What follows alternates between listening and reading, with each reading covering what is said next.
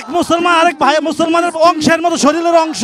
আমরা কিছু করতে পারবো না বিশ্ববাসী যদি না দেখে। নিউজ ফিড স্ক্রল করলেই তাদের এই নৃশংস বর্বরতা দেখতেছি, যেটা আমাকে আসলে মানে ঘরে থাকতে পারতেছি না। এখন আমি তো আর যেতে পারবো না ফিলিস্তিনে, কিন্তু আমি আমার জায়গা থেকে যতটুকু পারবো নিজ দেশ দাঁড়ায় ওদের জন্য প্রতিবাদ করতে, সেটাই আমি করতে এখানে আসছি।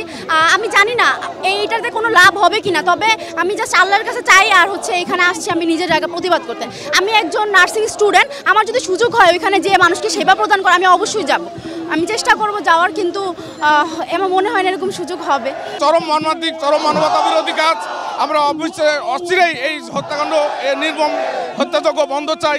সারা বিশ্ববাসীকে আহ্বান জানাই, ইসরায়েল দিয়ে একটু দেখুন, এরা মানুষ, আমার আপনার বাঁচার অধিকার আছে, তাদেরও বাঁচার অধিকার আছে, তাদেরও বাঁচতে থাকতে চাই। যেভাবে হোক তাদেরকে রক্ষা করুন বিশ্ববাসীর মধ্যে, এটা আমার অনুরোধ।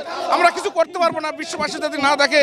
জাতিসংঘ আছে, বড় বড় রাষ্ট্র আছে যারা ক্ষমতাধর, তারা বিভিন্ন জায়গায় ক্ষমতা দেখায়, কিন্তু ইসরায়েল ফিলিস্তিনি ব্যাপারে কেন যারা নীরব, এটা আমার একটা প্রশ্ন। কেন এরা বাঁচার অধিকার নাই, কেন এরা ভাতের অধিকার নাই, কেন এরা পানির অধিকার পাচ্ছে না, কেন সুস্থ বাঁচতে পারছে না। বর্তমান পরিস্থিতিটা আর ধর্মীয় কোনো কারণে যুদ্ধটা হচ্ছে এরকম কিছু না। এই সহিংসতা শুধুমাত্র রাজনৈতিক কারণেই হচ্ছে বলে আমি মনে করি। আর শিশুদের যেভাবে মারা হচ্ছে, নারীদের নির্যাতন করা হচ্ছে, নির্বিশেষে সবার উপরেই যে হামলাটা হচ্ছে, সেটা একান্তই কাম্য না।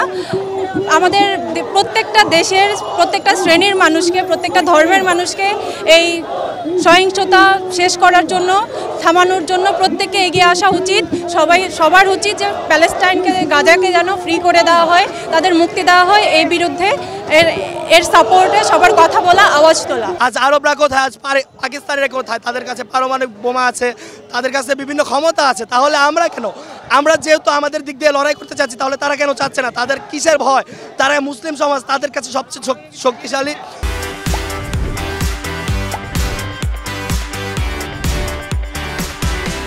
শক্তিশালী অস্ত্র আছে, ক্ষেপণাস্ত্র আছে, তাহলে তারা কোথায়? তারা কেন চুপ রয়েছে?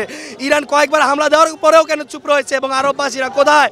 তারা কি স্বার্থপর? তারা কি দেখছে না তাদের ভাই, মুসলিমের ভাই, তারা কি দেখছে না তাদের ভাইদের এখানে মেরে ফেলা হচ্ছে, ছোট ছোট শিশুদের মেরে ফেলা হচ্ছে? মিডওয়াইফ হিসেবে আমি চাই, ওখানে মা ও অনেক শিশু আছে, তারা নির্যাতিত অবস্থা আছে, তারা খুব করুণ অবস্থায় আছে, তাদের পাশে দাঁড়াতে চাই। আমরা চাই বড় বড় দেশগুলো যাতে গাজার পাশে এসে দাঁড়ায়। ইসরায়েলের বিরুদ্ধে কোনো কথা নেই, কথা একটাই, সেটা হচ্ছে যে ইসরায়েলকে ধ্বংস করে দিব আমরা।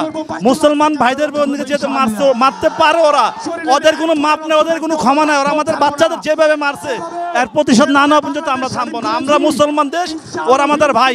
আল্লাহ নবী বলেছে যে এক মুসলমান আরেক ভাই মুসলমানের অংশের মতো শরীরের অংশ। একজনে মারলে আরেকজনের রক্ত ঝরবে, আরেকজন কষ্ট পাবে, এটাই হচ্ছে সিস্টেম। আল্লাহ নবীর সুন্নত এটা।